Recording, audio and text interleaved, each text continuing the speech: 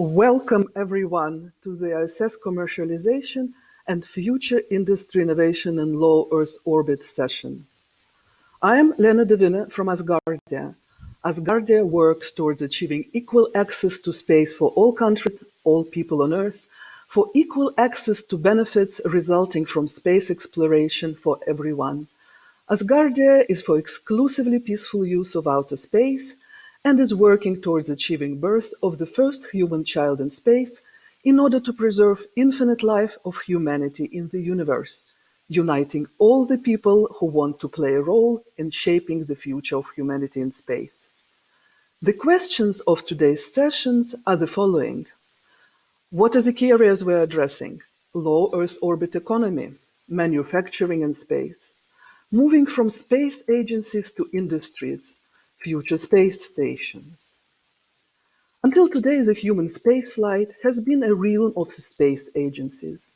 At the same time, we observe a clear trend that more actors become part of low Earth orbit environment and in future LEO economy. In the future, we might see the space stations, which are no longer government-owned, but owned and exploited by the private sector with multiple customers. Today's session is to shed the light on how we are already progressing now from the current situation to this new paradigm. Distinguished panelists from 3 different continents will be discussing today these and all the other important aspects of our upcoming space reality. At the end, you have a chance to get their answers to your questions. Please post them on Slido. The panelists today are Andreas Hammer.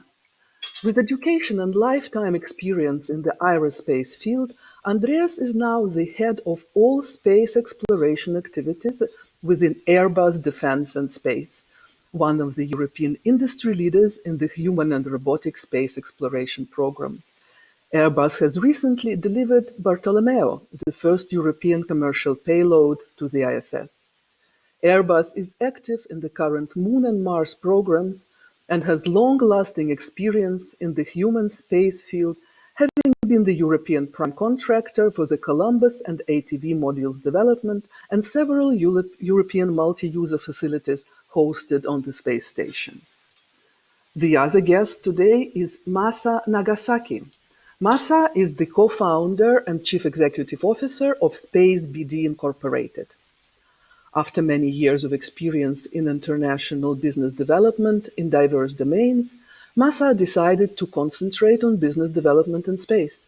As a result, Space BD is the operator of satellite deployment from the Japanese Kiba module on the ISS, which is the first Japanese commercialization initiative undertaken by JAXA. Michael Sufridini. With over 30 years of experience in human spaceflight and having served as the ISS program manager for NASA, Michael is the president, CEO, and co-founder of Axiom Space Incorporated. The vision of Axiom is making living and working in low Earth orbit a commonplace as a basis for a robust low Earth orbit economy. To realize these goals, Axiom is working on building a commercial space station.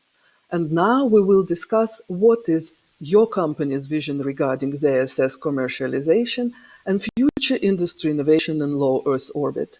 And I remind you, our dear listeners, you have a chance to post your questions to these distinguished experts. First question is to Michael. How is Axiom approaching a long-term solution for the post-ISS era?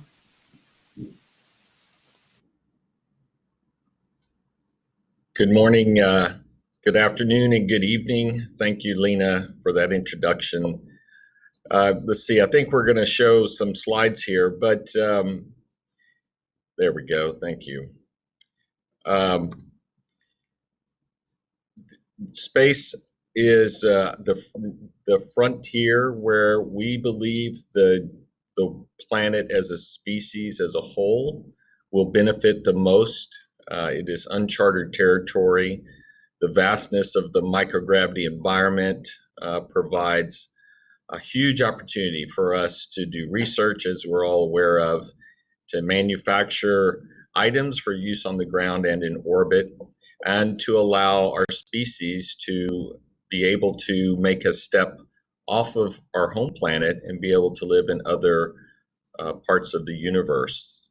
So, as a company, we believe as a vision, or at least the vision of our company, is a thriving home in space that benefits everyone everywhere. Our mission is to improve life on Earth and foster the possibilities beyond it by building and operating the world's first commercial space station. So for us at Axiom Space, excuse me, for us at Axiom Space, we have a number of opportunities to grow the ecosystem in low Earth orbit.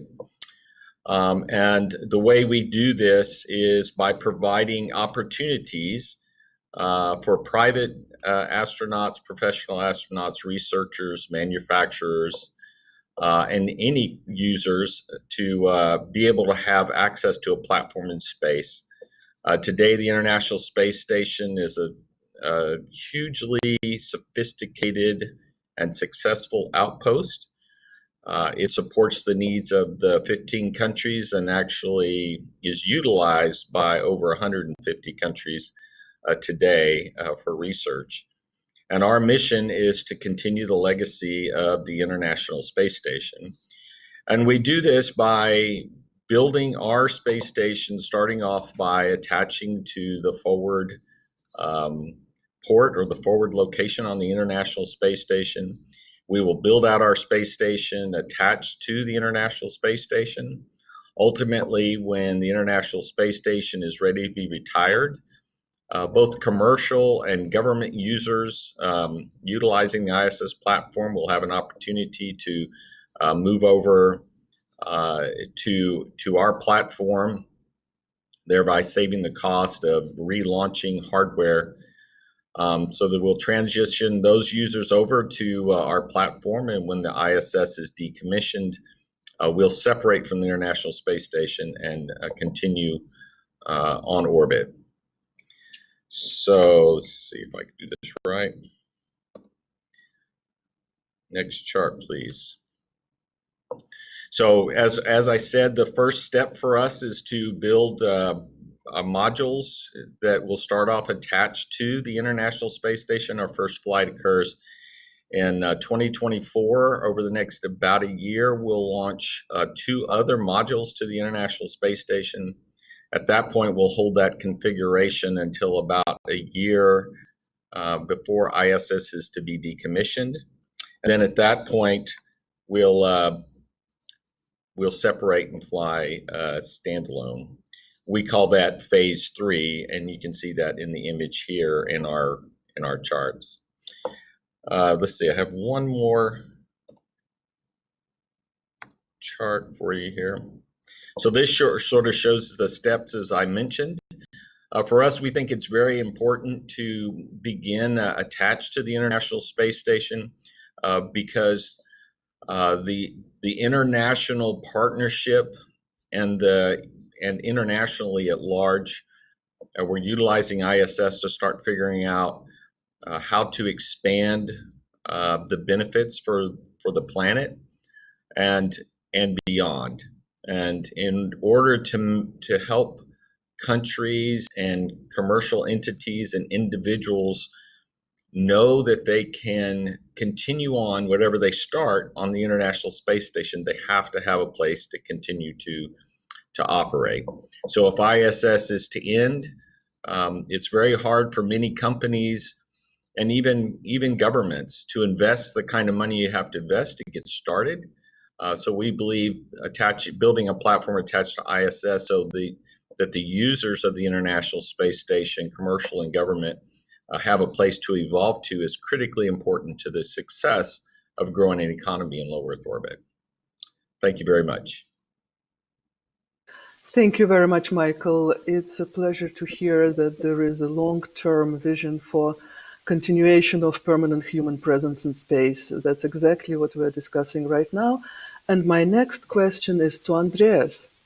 In a period where everybody's attention is on moon exploration, what is actually your views on the relevance of low Earth orbit for human spaceflight?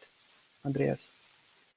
Thanks, Lena. So you see, going to the moon, as Isa is saying, going forward to the moon, the United States saying going back to the moon. Hopefully, it's not just a short visit. Where the aim must be for human mankind to stay longer there, actually to build a kind of lunar ecosystems in the years to come as a necessary bridgehead for the next step human mankind is probably doing into the direction of Mars. So in order to do that, I think it would be really, really bad to not use what we have already in space right now, which is a big laboratory where we can test all what we need to test in order to make this happen. So first of all, the experience we have made so far in the low Earth orbit, and we are going to make in the forthcoming years, on humans itself, on the astronauts, the impact on astronauts in microgravity, on space travel. There's a lot of experience more to gain for the future to come. In particular, if we would like to stay longer on the moon. All these experiments we've done in microgravity, that's my point. It's absolutely necessary. I would say you can't imagine being on moon and later on on Mars if you don't have a laboratory where you can test all the things you need to test. Just imagine if you fly to the moon for a longer period, which is the plan, hopefully.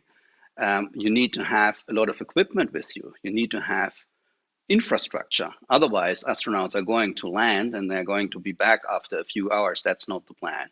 For all this infrastructure, what you need to have there is a laboratory in outer space in LEO in order to get it tested, to have an in-orbit demonstration, to get space heritage. And we come to Bartolomeo later in order to get this done. So I think that's necessary not only for our astronauts for further analysis on the impact on space travel, but also for the equipment you have to have, the infrastructure, the robotic infrastructure you need to have in order to have a longer life, to make a longer presence on moon surface possible. And if you think a little bit ahead, I do believe that the low Earth orbit could also be a kind of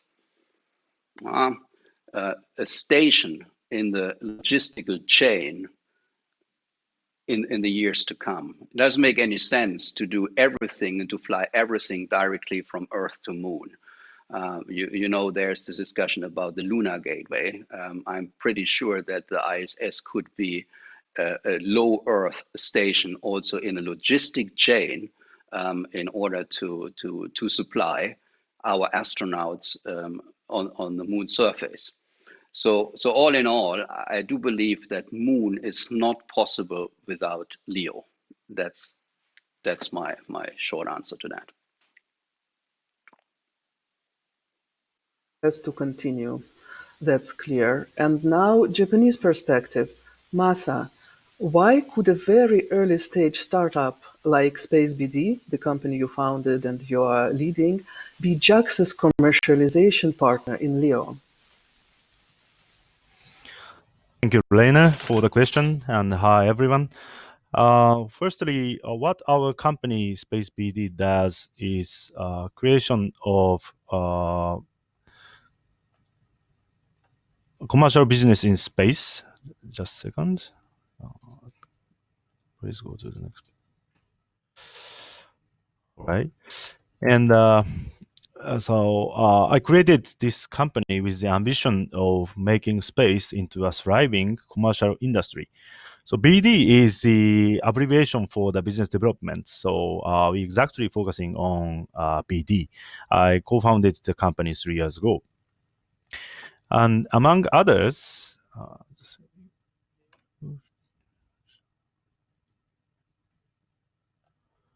our key business domain is launch services for micro and nano satellites. Through RFPs, Space BD was selected as the commercial service provider for 3 services historically operated by JAXA, which are satellite deployment system from Japanese Kibo module on the ISS, and Kibo external platform utilization, and H3 launch vehicle rideshare services.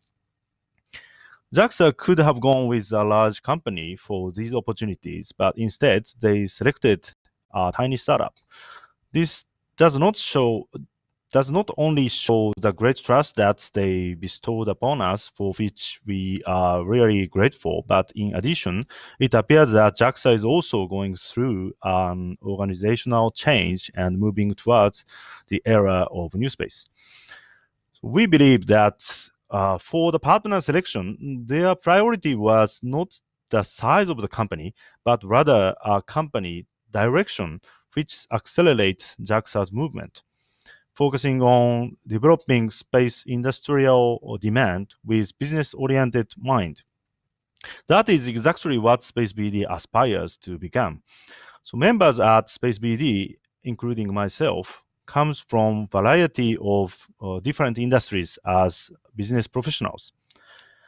Looking at space from both technical and business aspects by this team, we believe that we can create and provide new value of space industry to the customer.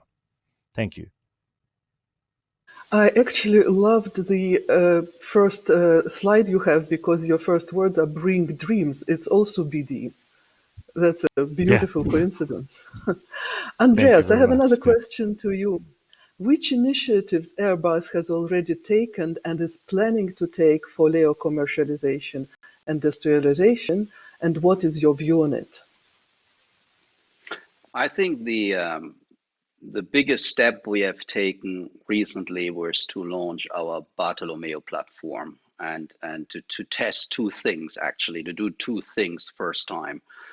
Firstly, we've done it together with ESA, European Space Agency, in a partnership. So we test this partnership as ESA is, in a way, our partner in that endeavor, but also a customer.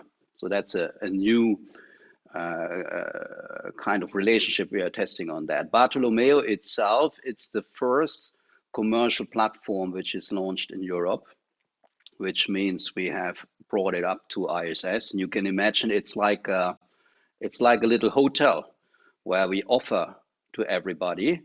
That could be space agencies, national space agencies. It could be ESA, as mentioned before, but also commercial customers. We offer a slot on a balcony where they decide what they would like to put on there. And of course, you can do a lot of things. You could install a camera for Earth observation purposes. You could do some microgravity scientific experiments, pharmaceutical experiments, other experiments. Or what you could also do, you could get space heritage. You can actually book a slot for an in-orbit demonstration of whatever would like to do. Before that, normally the plan was of the companies to put it on a satellite, to send it away, then to see whether it's working with some telemetry data, and you've never seen your equipment back. With that Bartolomeo platform, actually what we offer is that you test it and you could get it back, and you see what space and radiation has done to that, which is the first. It was never done before. So what we are offering are even big slots or smaller slots. You could be a co-pilot on a bigger slot. You have your own smaller slot. You can get your payload back, or you can't get it back. You can rent it for 1 month. You can rent it for 2 years, and this is what we are doing together with ESA. And we have to say the demand is there. We have signed already contracts in different continents, or are about to sign contracts in different continents. We are about to sign and have signed already contracts with agencies, as I mentioned before. And this is what we're doing. By the way, we even offer a turnkey service, because you don't have to take care of operation of experiment, whatever you're doing, because that's also in the package. We are doing this together. Another thing maybe you've heard of or read of, we have brought digitization a little bit, or digitalization a little bit, to the ISS with the partner IBM, where we put Simon into space. Simon is a robot which actually navigates in a microgravity environment and is full of artificial intelligence and connected to IBM cloud of AI. So that means we are working on that now on the next generation Simon, in order to use AI algorithm to analyze data you get from space, and analyze data you may get from Bartolomeo in the future. So this is our part of commercialization right now, and as I said, the demand is high. Thank you, Andreas. So we clearly see that this is a step on the way towards industrial use of low Earth orbit, and the step towards it is doing it in partnership with agencies. But in the future, of course, industry will take the lead. So Masa, how can LEO commercialization become true? Thanks, Lena. Quite frankly, there's no answer yet to that question. But what I could say, at least, is that without a commercialization of LEO, it's hard to happen the commercialization of deep space. Therefore, we are determined to initiate ISS utilization programs that would attract more people, more knowledge, and more resources to help us find the answer. We shouldn't be afraid of failures, and instead, we should test all possibilities, no matter how small it may be, or I would say, no matter how it's stupid it may be. And we should explore all possibilities, because that's what space is all about, I think. I fully agree with you. You have to make the first step and learn to walk before you run. And we are already making steps. That's huge compared to what we could all have guessed 10 years ago. Michael, sustainable model of low Earth orbit commercialization ultimately needs a solid customer base. How do you see the development of your customer base? Yeah, that's actually the key to any commercial success, of course, is your customer base. And you have to look at the breadth. First of all, we're providing a platform for multiple users in space. So research, manufacturing, exploration system demonstration, private astronauts, professional astronauts from other countries. So first is to create a platform that will support multiple users.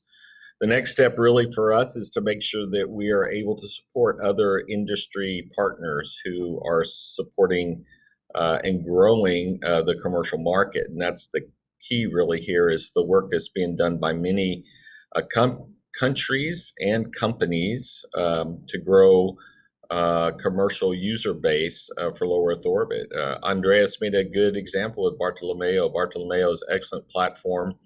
It's really built to support commercial users, so it's lower cost, easy access, and it's a platform that we're working with with Airbus to move to our platform when ISS is ready to be retired. So we work with entities like Airbus and TechShot and BioSurf and the many other users are starting to grow. And then finally, you have to go out and reach industry that doesn't know what the value of a space station is. So many companies could benefit from manufacturing their products in low Earth orbit. Of course, the value of the microgravity environment, its ability to let you create very strong alloys and fibers, the ability to build,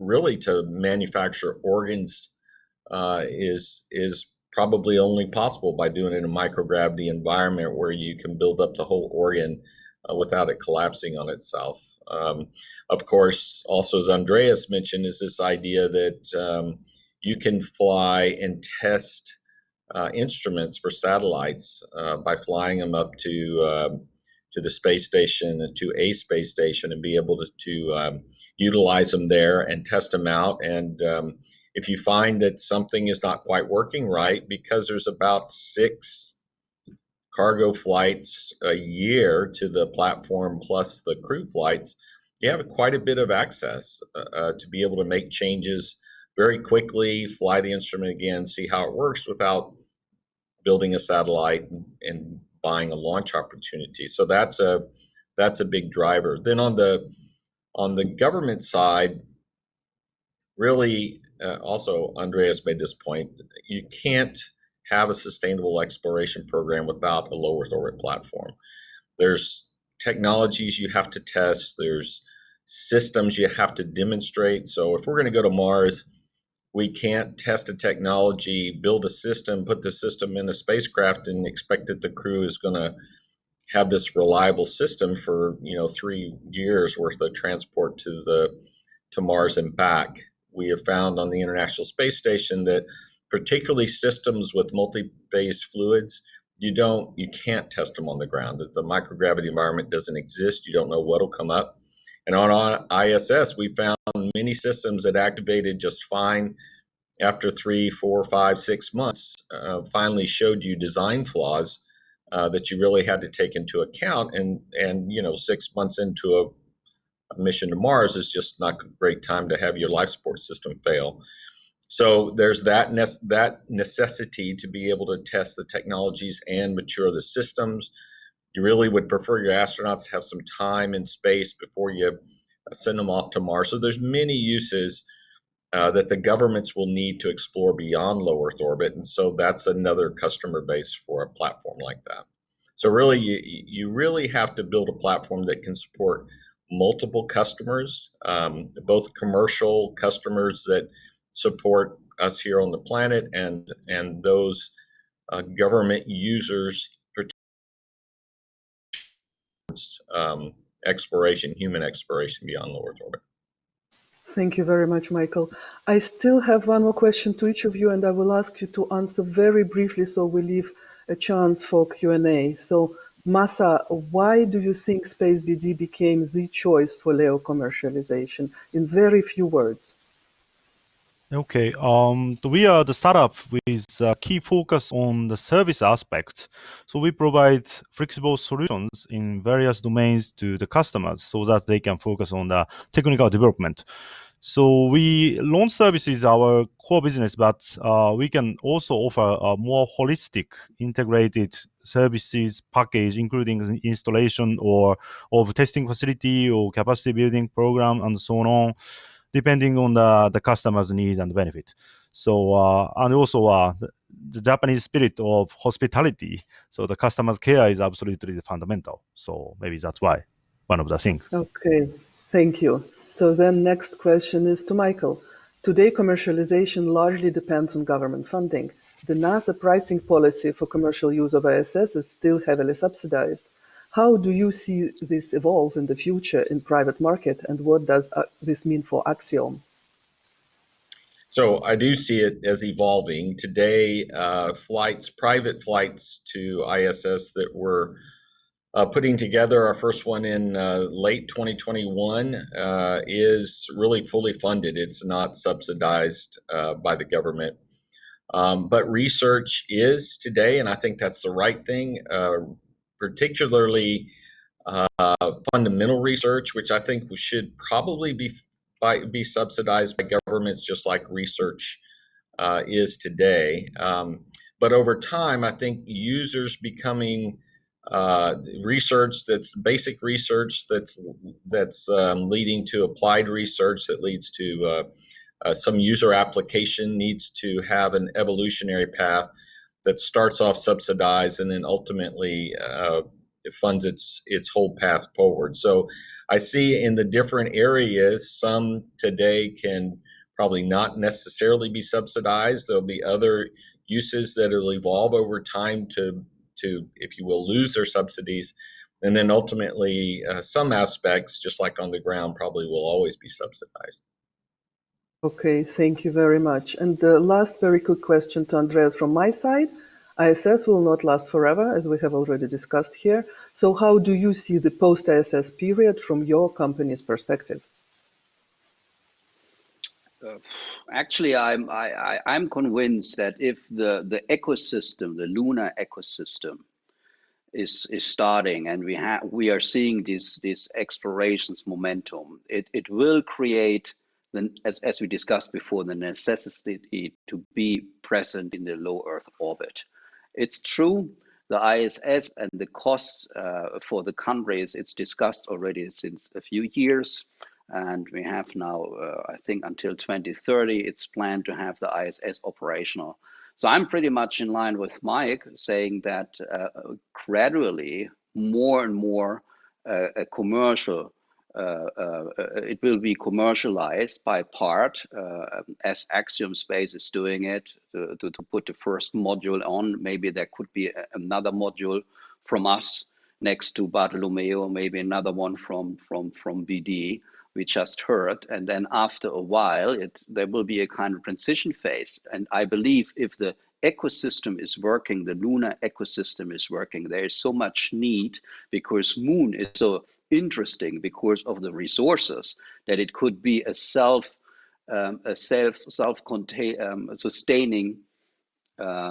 system where also the operations in LEO could be fully paid by the private sector. That's what I believe, but it takes some time, and we have to see how at the official end of now of the ISS, how the transition time, how this is handled. As I said, I believe it's partially the commercial part is more and more growing in ISS, and then suddenly, hopefully, the commercial side is taking over, and it will be kept alive and operational because there will be an ecosystem. That's at least what I hope. Those were the questions we were planning to discuss, and now we are open to take questions from the audience. We have 8 minutes left until the end of the session, but you can visit iafastro.org later and be in touch with the community. So the question we have now, can we talk about the market for commercial use of LEO facilities? Well, I believe we already discussed that. Unless somebody has something to add, I think we have already addressed it. No, we agree, we have addressed it. So if we can see more question. How would political barriers be handled with the commercial space station? I love this question. Michael. How would political barriers be handled? Yes, as we've been working through this, we think of this as an international project. I think any significant platform in low Earth orbit is not going to be successful unless we can make it internationally available and be productive for the global community. So when we look at this, this is our whole approach. We have a European company building our shells. We have multiple users from around the globe that want to provide components of the space station. And we look at that as an advantage. We want to see many countries benefit from the platform and help put the platform together. And when you do this, then the governments see an advantage for the platform to be in orbit, and and how the use of that platform then helps their people. And so to us, that's an important aspect of overcoming some of these political barriers that are out there. Space has always been the ground which supersedes earthly tensions, and that's one of the biggest paradigms in Asgardia, is that space is for everybody's benefit, and in line with Outer Space Treaty, every person on Earth from every country should have equal access and equal possibilities to benefit from results of space research. So let's take a couple of more questions. We still have 4 minutes.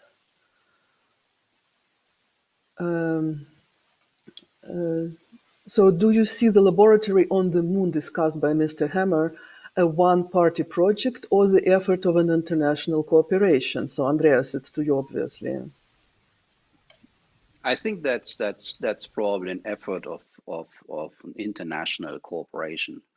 I mean, what you see right now is that the United States is leading this effort as of today because they would like to bring the boots back to in 24 to the moon. You know that Europe is planning to have a large lunar logistic lander and also a moon cruiser. And their studies, one has started already, another study is going to be started soon. So they are engaging also in this endeavor. The idea is that this could be that the large lunar lander is complementary to the efforts of other nations, bringing supply, logistics, or a rover to the lunar surface. We expect other countries who are pretty much active currently on moon, like India, but also the Emirates and other countries, Russia, anyhow, China, to be active on that. And I believe that the moon could be another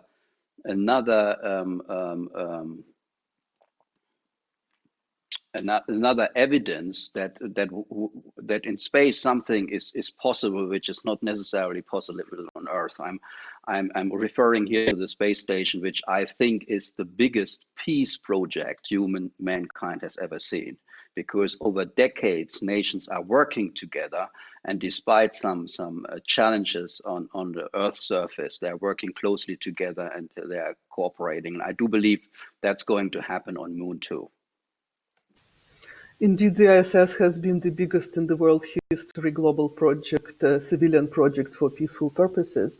And that's what we're all in the space business trying to maintain, and we're committed to doing it. So we have a chance still to take another one or two questions. Do you forecast total predominance of the private sector in the long-term future, or public parties will always play the key role? Masa, what do you think? Yeah, actually, we need a platform to, and of course, our commercial entity to develop, explore the application side. But still, it's a big infrastructure. So still, I'd like to ask the government to provide with other platform, and then we will put some ideas or the new type of way of use, something like that. So I think still we have some sharing the role to play between the commercial side and the government side, I think. Okay, so we can take one more question. So, how close is Axiom to finalizing agreements for the first private astronaut mission to the ISS, Mike? So it's a longer road to hoe than I imagined it would be, but we're very far along. We have all of our customers identified, and we're about to finish their contracting. We're contracting with SpaceX, so the provider for our first flight, and we're just about done with our contract with NASA. So we expect that to be complete here in the next 2 to 3 weeks. And so those are the pieces we have to have together. So we're cautiously optimistic that by the end of October, we will have everything in place to move forward for a launch in the fourth quarter of 2021. I love the cautiously optimistic. That's actually a wise approach to everything we're doing in space business. And truly, this can be applied to everybody, what colleagues have said. So indeed, in what we have discussed, even sky is not the limit. And dear audience, we have had a pleasure to have 3 prominent distinguished experts from 3 continents, Andreas Hammer, Michael Sufridimi, Masa Nagasaki, in ISS Commercialization and Future Industry Innovation Low Earth Orbit session. Thank you very much for joining us. There were many other questions in the listing. do stay with ifastro.org. It's where space community meets, and I'm sure you'll meet the experts who will support your interest and the dialogue. And I thank you all very much for taking the time in different continents at different time of day and night to be here with us. It's middle of the early morning for Mike, middle of the night for Masa, and only me and Andreas are in the reasonable working hours. And yet it was a great pleasure, and thank you all very much. We will make the space future peaceful for the entire humankind, and Asgardia is always with you. Thank you for doing this. Good day, good evening, good night. Thank you very much. Thank Thank you you. very much. Goodbye.